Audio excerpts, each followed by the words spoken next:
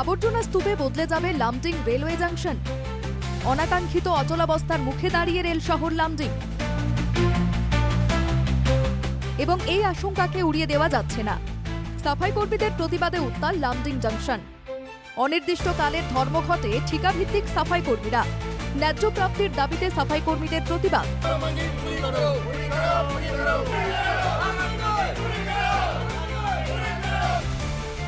বড়সড় এক সমস্যার মুখে দাঁড়িয়ে লামডিং রেল জাংশন। সাফাই কর্মীদের প্রতিবাদে অনিশ্চিত ভবিষ্যতের মুখে দাঁড়িয়ে ঐতিহ্যবাহী লামডিং রেলওয়ে জাংশন। কেন এই সমস্যা তৈরি হলো, এবার দেখে নেওয়া যাক সেটা।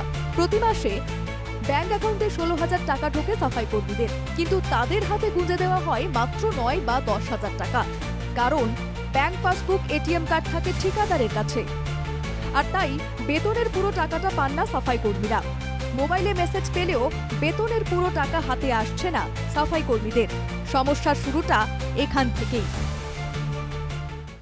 মানে যিমান টকাটো বেংকত সোমায় 16,000 কিমান টকা সোমায় এইটো নিদিয়ে। মালিকে বেংক পাছবুক এটিএম সকলোবিলাক তেওঁৰ হাতত ৰাখিছে, আমালোকে একো নিদিয়ে। তেওঁ PF-টো ভালদৰে নিদিয়ে।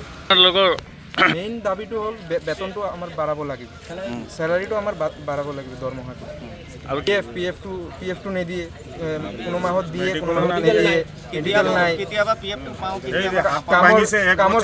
কামৰ যিটো সামগ্ৰীবিলাক সেইটোও নিদিয়ে ভালদৰে, কোনোবাৰ দিয়ে কোনোবাৰ নিদিয়ে। সাফাই কর্মীদের বেতন বাড়ানোর দাবি দীর্ঘদিনের। নিয়মিত PF এর দাবিতেও সরব সাফাই কর্মীরা।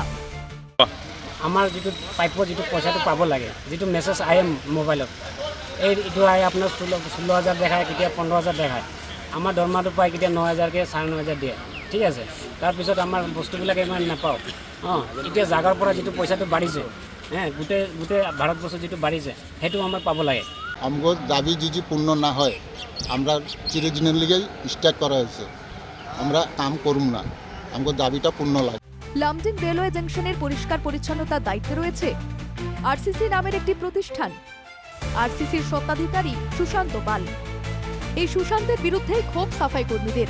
দীর্ঘদিন থেকে সমস্যায় জর্জরিত সাফাই কর্মীরা এবার রাস্তায় নেমে এসেছেন।